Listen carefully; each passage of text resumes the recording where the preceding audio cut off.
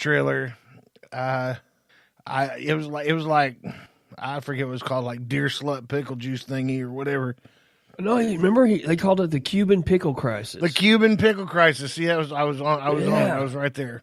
The deer slut pickle thingy. Right. That's close. Almost. The Cuban pickle crisis, and I'm gonna tell you, it's different. It's got Hashtag culinary chaos. It's got ham wrapped around a pickle with some kind of sauce on it, and then Swiss cheese, and then fried in a waffle thing. It's not really a waffle; it's like a waffle dog. It's like a corn dog. It's like a waffle core. I don't know what you would call that, man. I don't know, but you dip that stuff in some mustard, and it was amazing, pretty tasty. Yeah, pretty tasty. Yeah, it's like a Cuban sandwich on a stick. Yeah, I mean, it's pretty much what it is. You know, Cuban pickle crack. It was good. It was real good. Yeah, bit much pickle for me. I'm not a big pickle fan, but it was good. And I didn't realize pickle and mustard went together so well. You know, you expect that on a hamburger, but taken away from the hamburger, I can't. I don't think I can do pickle without the mustard. I think you don't grab you a good Cuban sandwich when you find one on the menu somewhere. I think I'm going to try. Yeah. Oh man, dude. Well, and you're down in Shawnee sometimes, and I just got word from a very reliable source a few weeks ago. The Grand put the Cuban back on the menu, and that's probably the best Cuban sandwich I've ever had in my life. Yeah, because their buffet sucks. Oh man, that sandwich is unbelievable, dude. It'll bring a tear to your eye, make you want to go back to church. Tear to my artery. Right. Yeah, they're probably not the healthiest. No, but that's okay. You know, a couple of weeks ago we did our episode on needing everybody to do something epic. You know. Mm-hmm. Yeah. Follow your dreams, and you know whatever something you've been dreaming, you know, make it happen. Well, there's other things that go on in life around what you're trying to do, whether you're trying to be successful or whether you're just trying to get through life. You know, there's always consequences for actions. You know, whether they were the best of intentions or just downright malicious, consequences are always going to be there, and they show up without knocking, and they'll bust in your door, and they'll take you to the ground. They'll bring you to your knees. They'll take you to sometimes they'll take you to the lowest points of your life. And that's why you got to remember, you know, with consequences, you can't mess around with that. And Shiner and I are going to kind of dive deeper into that here in a little bit. That's kind of more of what this show is going to be. Pretty much from here to the end is not only have we kind of guided you to do the right thing and to make good choices and follow your dreams. But in this one here, we're going to reiterate on the make good choices, because even a good choice that you thought was going to be a good choice can turn out to be a bad thing. So, you know, we're going to kind of get into watching P's and Q's and watching yourself along the way and keeping yourself guided on the path that you're on to success, because there's so many things on your path that can interrupt and, quite frankly, stop it in its tracks. So with that, we're going to take a quick break. We've got some peeing to do. At least I do. I don't know if Shiner does or not. I take medicine that makes me have to go often, and the often bug is calling me. So we will be right back, and we're going to dive into consequences next on the Tiddy and Shiner Show. Don't leave the lid up.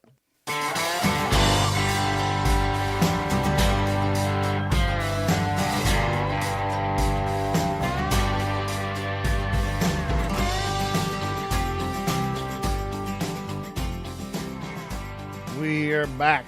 So consequences, Shiner. Right. Have you ever had to deal with any? I know I have. Oh man, from an early age, unfortunately, man, I've got the type of personality like a lot of people can give me a lot of advice or inform me of things that are going to happen if I do certain things, and there's something about my personality, man. I have to find that out for myself. And more times than not, yeah. I mean, when it turns into a shit show like I've been told it's going to, then, yeah, I end up standing back going, yeah, they were right. That did turn into a shit show. But, I mean, yeah, consequences, man. I mean, they've been a big part of my life. Shit. You know, I can remember one time where you were making a decision to do something, and I told you, I was like, you know, we life riders, man. I'll roll with you till the death. However, if you do this, here's what some of the consequences might be from that. Now, I'm going to support you, and I'm going to roll with you, but that's funny because I know exactly the situation you're referring to. And I'll give it to you, man. That's what friends do, man. I mean, you did tell me, you're like, hey, you know what? You betcha, I got your 6. But let me inform you of some things that may happen if we go ahead and go down this road. Yeah, I don't know if all those consequences are worth that act. No, you know, if it's consequences that just happen to you and that's it, that's one thing. But when those consequences get broad spread over innocent people who had nothing to do with anything. Think about that, though. When people make a bad decision and have to suffer some negative consequences, rarely does it affect just that one person. Yeah. Yeah, I mean, it's almost always going to reach out with some fingers and grab a couple more. Sure. You know? And let's say, you know, if we're talking about a business, most of the time, if you're in business, you're not the only one that's got money invested. You know, there may be other people that are invested in your business. If you screw up and it affects your business, that affects everybody else who's got money that's invested with you. So, yeah. Then it just starts growing exponentially. Oh, my God. Know? I mean, yeah, man, I mean, consequences, it's, you know, I try to teach my son from the time he was younger and stuff. And I know I was, you know, a lot of people try to teach me when I was growing up this one very thing. And that's that, you know, every single choice you make throughout your life or just throughout the day, every single choice you make is going to have either A, a benefit because of that, or B, a consequence. So one of those two things is going to happen with every choice you make. And what I think a lot of people don't understand is, or we're all guilty of forgetting, that even very minute decisions that you're making throughout your day, some of those could have everlasting effects on your life. I mean, something that seems so small in the moment, you make a poor choice, it might affect the rest of your life. Well, I mean, keep in mind, I'm a salesman at work and during my day job. And there's been times where I've forgotten to contact a customer back. And then I will contact them when I remember it 2 or 3 days later. So, oh, crap, I forgot to call Richard, whatever his name, back. I call Richard back, and he says, well, I decided to go with somebody else. I didn't hear from you, so I went with the other guy. Well, right. There's $10,000 out of my pocket. Yeah. That had a consequence. Yeah. And it wasn't huge. It didn't affect anybody else.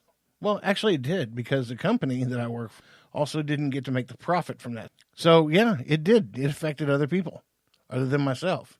And it's because I just simply didn't return a phone call. Yeah, well, it seems like, I mean, like, man, on paper, that doesn't look like that big of a deal. But look what happened. Look what the consequence was, man. I mean, something that seems pretty small ended up having a pretty big consequence. Yeah, the company didn't make a profit on the sale. I didn't get a commission on the sale. You know, your wife didn't get to go out and buy a new dress. Yeah. Yeah. You know, so it just compounded. Huh. Or if that was going to be grocery money. Man. I think people, you know, I think a lot of times, I know at least a good portion of the stuff that I've made decisions about that I suffered a consequence for, a good portion of that stuff, you know, those were decisions made that, you know, I was using some kind of emotion when I made them. You know, I think that's the worst time in the world you can make a decision is when you're emotional. Yeah. Anger, when you're just flat out frustrated. Sad. I mean, if you're super sad, that's no time to be making decisions either. No, and I think frustration is probably the biggest one of them. When you're getting frustrated with something or about something, or there's an external force that's bugging you and frustrating the crap out of you, people tend to make bad snap decisions when they're stressed. And it happens in every business. Yeah. Oh, yeah. That's you know, I mean, like you're saying, it happens in every business. That's where the I would think the vast majority of really bad business decisions had frustration involved in them somewhere. I mean, Yeah, like you said, stress, man. Stress will make people make some poor choices. Well, let's bring up a barbecue sauce guy. Okay, Big Country Oh, Big 75. Country? Mm-hmm. Yeah. Now let's say there's a guy he's interested in trying a few cases of it. His name is Robert. And you think, well, I got bigger fish in the ocean right now wanting my barbecue sauce. I'm just going to put him on the end of the line. Well, what you may not realize is Robert might be the brother of the president of a national food distribution company who could take your product to the next level. And because you made a poor choice by just kind of ignoring a customer, Wah. there went the possibility of a big future for you. And you let it slip out from underneath your nose because, A, you didn't know what was there. You're never going to know what's around the corner. No. So making bad or snap decisions that have consequences will often keep you from seeing what's around that corner.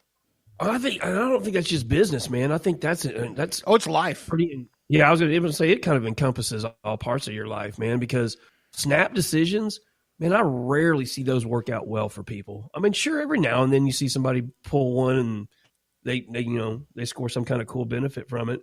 But man, for the majority of people that make snap decisions, myself included, never works out very well. I mean, but like that's just it. You're making snap decisions. You're doing it out of emotion. You're not doing it methodical at all. No.